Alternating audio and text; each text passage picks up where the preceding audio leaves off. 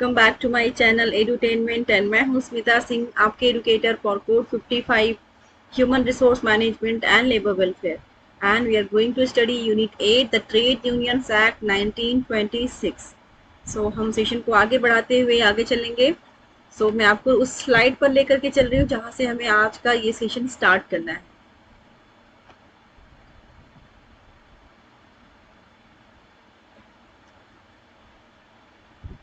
हमने last session में closure पढ़ा था, सेक्शन 2 CC के अंदर आता है, रिट्रेंचमेंट सेक्शन 200 के अंदर आता है, स्ट्राइक्स आता है सेक्शन 2Q के अंदर, पब्लिक यूटिलिटी सर्विसेज क्या होता है और ये किस सेक्शन के अंदर आता है ये भी हमने देखा लास्ट सेशन में। आज का हमारा फर्स्ट जो हमारा ये टॉपिक होगा आज के इस सेशन का, that is authorities under the act. Authorities के अंदर हम बात करेंगे वर्क्स कमेटी की, कॉन्स्टिट्यूशन की। Let's start with the topic works committee.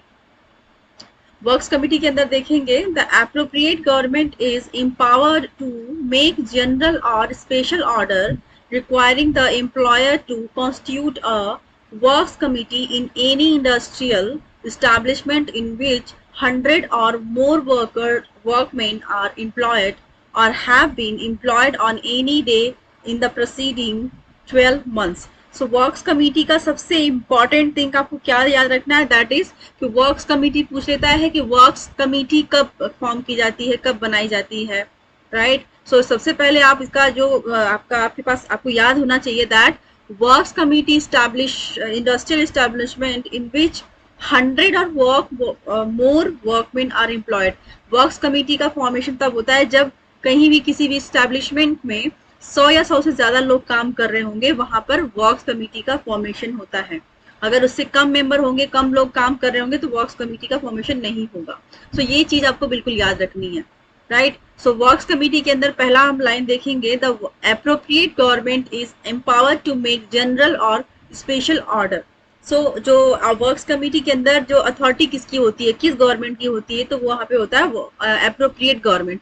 Appropriate government क्या होता है? एप्रोप्रिएट गवर्नमेंट या तो वो स्टेट गवर्नमेंट हो सकता है या फिर सेंट्रल गवर्नमेंट हो सकता है, कोई भी हो सकता है। वो डिपेंड करता है कि किस टाइप की क्या रूल बनाना है, क्या नियम बनाना है, राइट। वर्क्स कमेटी का आप पहला पॉइंट रखेंगे, पहला पॉइंट याद रखेंगे कि वर्क्स कमेटी के अंदर जो गवर्नमेंट होती है वो कोई भी अप्रोप्रिएट गवर्नमेंट होती है। Appropriate government in the sense that चाहे वो स्टेट गवर्नमेंट हो या फिर सेंट्रल गवर्नमेंट हो। और दूसरी चीज ये याद रखनी है कि इसका एस्टेब्लिशमेंट कब होता है वर्क्स कमेटी का, when in any establishment 100 or more people are working in the organization or establishment preceding 12 months, right। कि कम से कम एक साल तक लगातार 100 या 100 से ज्यादा लोग काम कर रहे होंगे, वहां पर वर्क्स कमेटी का फॉर्मेशन होगा। ये चीज आपको याद रखनी है। बी देखेंगे, कॉन्स्टिट्यूशन। कॉन्स्टिट्यूशन के बारे में जानना है आपको। A works committee is not consist of representatives of employers and workmen engaged in the establishment. However, that the number of workers representative is not less than that of employers representatives. This means that number of workers representatives can exceed the number of employers representatives. The representative of the workmen are to be chosen from amongst the workmen engaged in the establishment in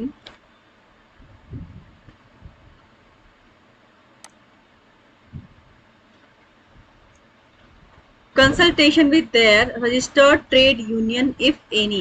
क्या कह रहे हैं, इसको समझने की कोशिश करेंगे कि जो वर्क कमेटी होती है, वर्क कमेटी कॉन्स्टिट्यूशन के अंदर देखेंगे, पहला बी कॉन्स्टिट्यूशन देखेंगे, उसके अंदर देखेंगे पहली line, a works committee is to consist of representatives of employers and workmen engaged in the establishment। However, that the number of workers representative is not less than that of the employers representative।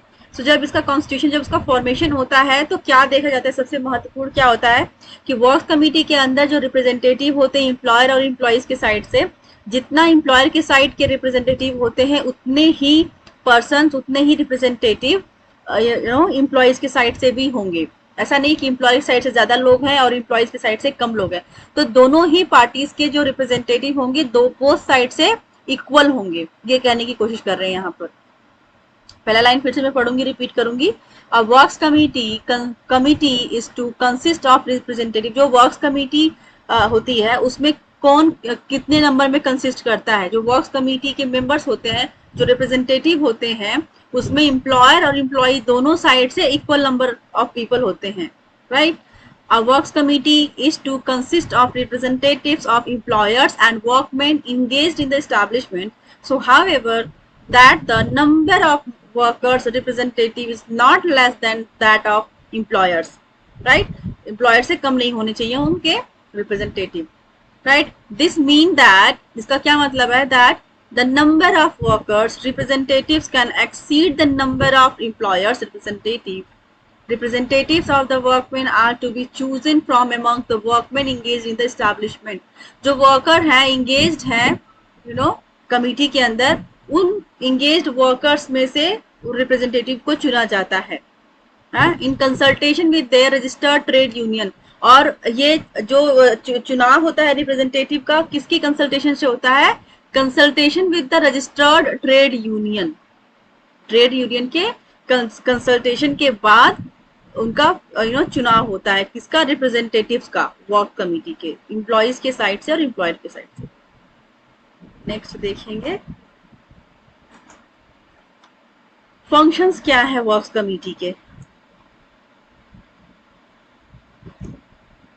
सो यहाँ पर देखेंगे, a works committee is required to promote measures for securing and preserving amity and good relations between the employers and workmen, and in order to achieve the end, to comment upon matters of their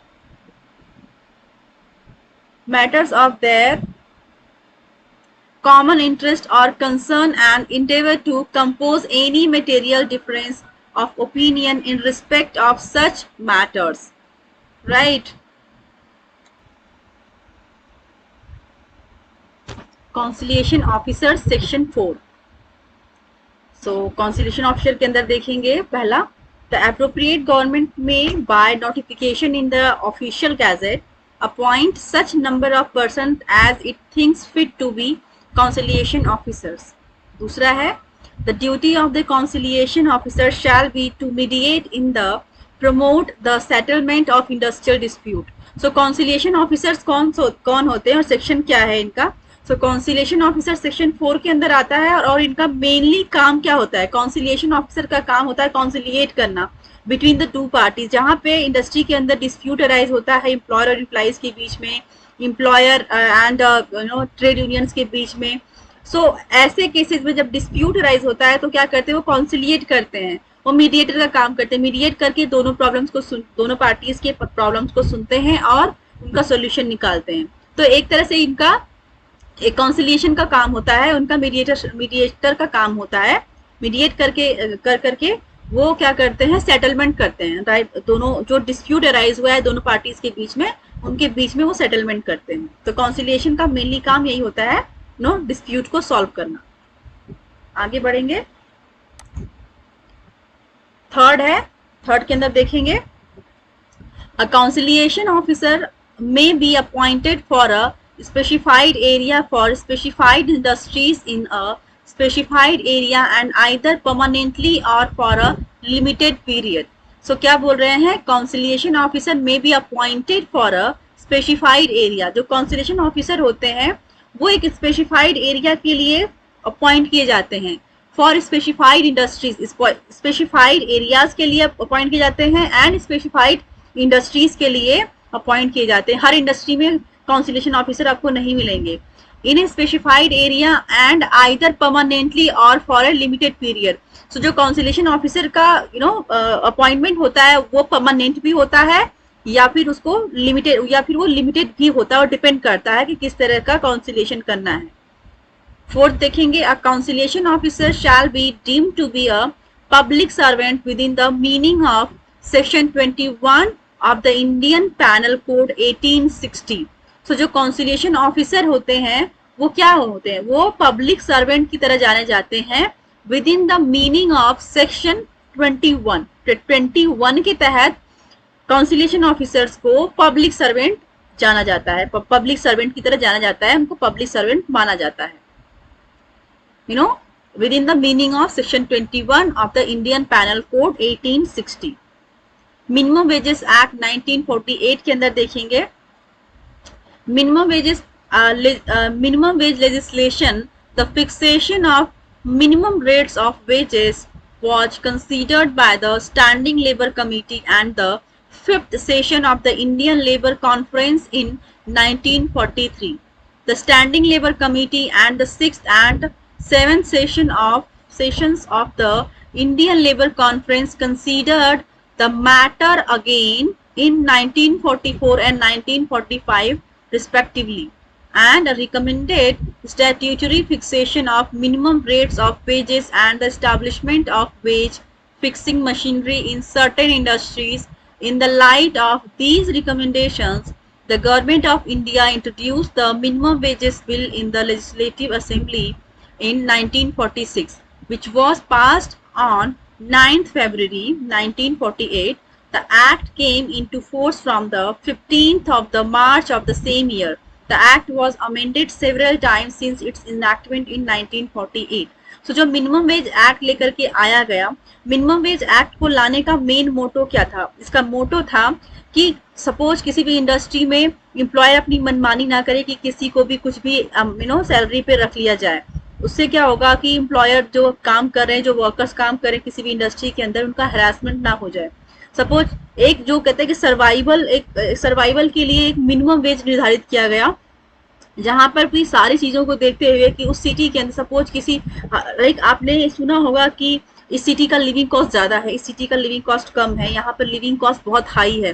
तो as per the living cost क्या standard fix होना चाहिए किसी भी employ का industry के अंदर, ताकि वो उस उस महंगाई में या फिर उस इन्वायरमेंट में जहाँ पर वो वर्किंग है, उस दायरे में रह करके वो अपनी और अपनी फैमिली को के सर्वाइवल के लिए अर्निंग कर पाए, राइट, सर्वाइव कर पाए अपनी फैमिली के साथ।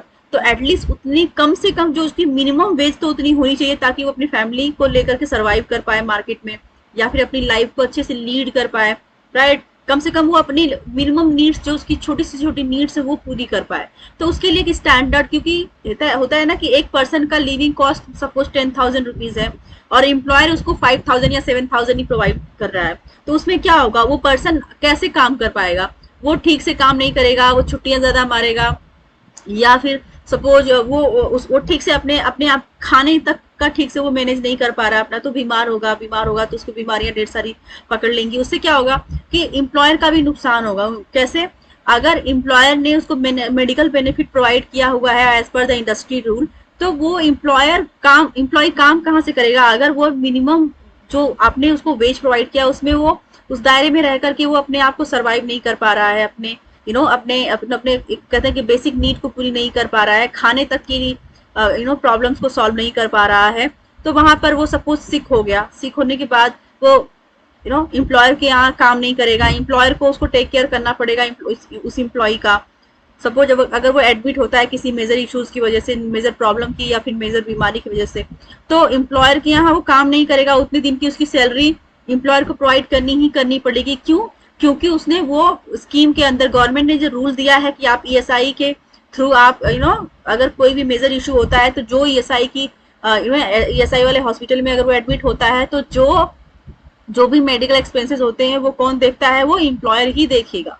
तो एम्प्लॉयर को पे आउट भी करना पड़ेगा, प्लस जहां पर उसका काम जो है, जो एम्प्लॉय अपना काम करता था, उस एम्प्लॉय का वो काम भी हैम्पर हो रहा है कहीं ना कहीं, राइट। वो काम कोई और कर रहा है या फिर वो काम बिल्कुल ठप पड़ा हुआ है, नहीं हो पा रहा है उसके बिना।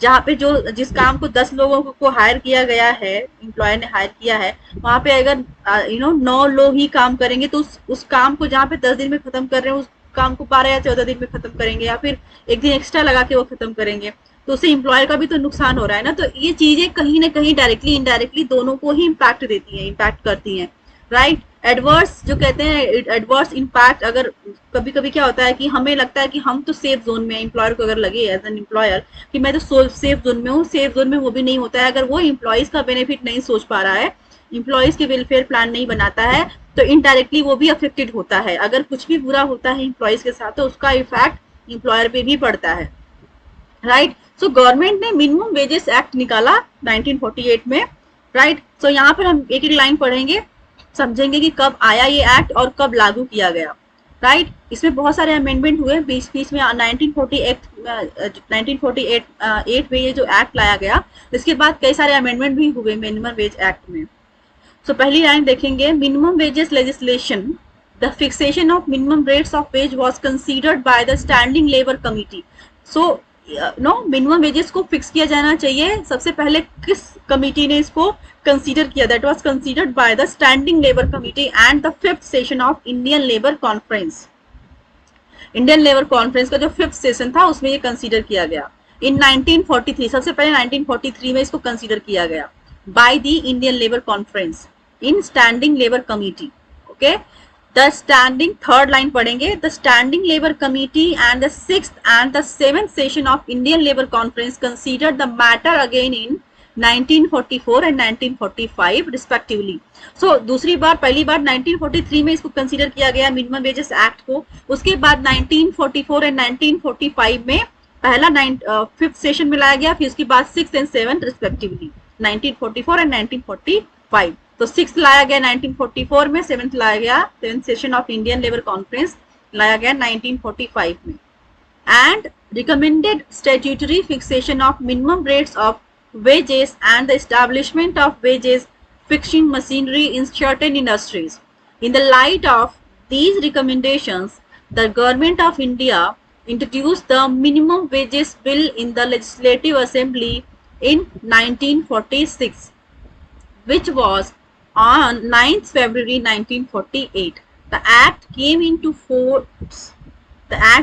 force from the 15th of the March of the same year. So 15th of the March को ये एक्ट फोर्स में लाया गया, कब? 1948 में। लास्ट लाइन पढ़ेंगे, the act was amended several times since its enactment in 1948. So 1948 में जब इसका enactment हुआ था उसके बाद से कई सारे अमेंडमेंट हुए मिनिमम वेजेस एक्ट में, ओके। डेफिनेशंस पढ़ेंगे इसका। पहला देखेंगे adult, adolescent and child. Adult, adolescent and child किसके अंदर आता है? सेक्शन 2A के अंदर आता है। इसके अंदर देखेंगे, the above terms have been meaning respectively assigned to them in section 2 of the factories act 1948। Under the factories act 1948 पहला है, adult means a person who has completed his 18 years of age. So adult किसको बोला जाएगा? Adult वो होता है जिसकी as, जिन्होंने अपनी एज, जिसने अपनी एज 18 ईयर्स ऑफ, मतलब 18 ईयर्स ऑफ एज जिसने कंप्लीट कर लिया, that person is known as adult. दूसरा है एडोलसेंट, किसको बोलेंगे? Adolescent means a person who has completed his 15 years of age but has not completed his 18 years. वो person, adolescent की कैटेगरी क्या होती है? एडोलसेंट वो होता है जिसने अपनी एज 15 ईयर कंप्लीट कर ली है बट उसने 18 ईयर कंप्लीट नहीं किया है, राइट। सॉरी, जिसने अपनी एज 15 ईयर तो कंप्लीट कर ली है, वो चाइल्ड की दायरे से बाहर। चाइल्ड वो होता है जो 15, कहीं कहीं लिखा है 14 ईयर, कहीं कहीं लिखा है 15 ईयर। तो यहाँ पे हम एज पर दिस लाइन हम लोग ये बात करेंगे कि जिस पर्सन की एज 15 साल कंप्लीट हो गई है बट उसकी एज 18 ईयर्स ही नहीं, वो 18 ईयर्स का नहीं हुआ है, मतलब 18 ईयर कंप्लीट नहीं किया है। तो 15 से 18 के बीच का जो पर्सन होता है उसको कहते हैं एडोलसेंट। सो करेक्ट आपको जो जब बताना होगा, सपोज आपके एग्जाम में आ जाए कि क्या एज होती है उनकी, लिमिट टाइम पीरियड क्या होता है, तो वो पर्सन जिसने 15 ईयर्स की एज अपनी कंप्लीट कर ली है but has not completed his 18th year, वो पर्सन क्या जाना जाएगा? एडोलसेंट के रूप में जाना जाएगा। थर्ड देखेंगे, third option, child means a person who has not completed his 15 years of age. वो पर्सन, चाइल्ड किसको बोलेंगे? चाइल्ड वो होता है जिसकी एज 15 ईयर्स तक नहीं हो, मतलब वो 15 ईयर अपना एज कंप्लीट नहीं किया हो, राइट। कहीं कहीं पर लिखा होता है 14 ईयर, कि जिस पर्सन ने सपोज 14 ईयर अपनी एज कंप्लीट कर ली है वो चाइल्ड नहीं, वो एडोलसेंट की कैटेगरी में आ जाता है। बट यहाँ पर लिखा हुआ है कि जिस पर्सन ने 15 ईयर की एज अपनी कंप्लीट नहीं की है वो चाइल्ड ही कंसीडर किया जाएगा, मतलब वो चाइल्ड होगा, right. So adolescent, adult and child की डेफिनेशन आपको पता चल गई होगी कि किसका क्या टाइम पीरियड है, किस एज ग्रुप में किसको क्या, किस पर्सन को क्या बोला जाएगा, एडोलसेंट कब बोला जाएगा, चाइल्ड कब बोला जाएगा किसी पर्सन को, यू नो एडल्ट कब बोला जाएगा, ये आपको आई थिंक पता चल गया होगा, right. The payment of wages act 1936 ये हम देखेंगे लास्ट नेक्स्ट सेशन में। तब तक के लिए keep watching me and thank you very much supporting me and thank you very much for watching me, watching my all sessions and thank you very much.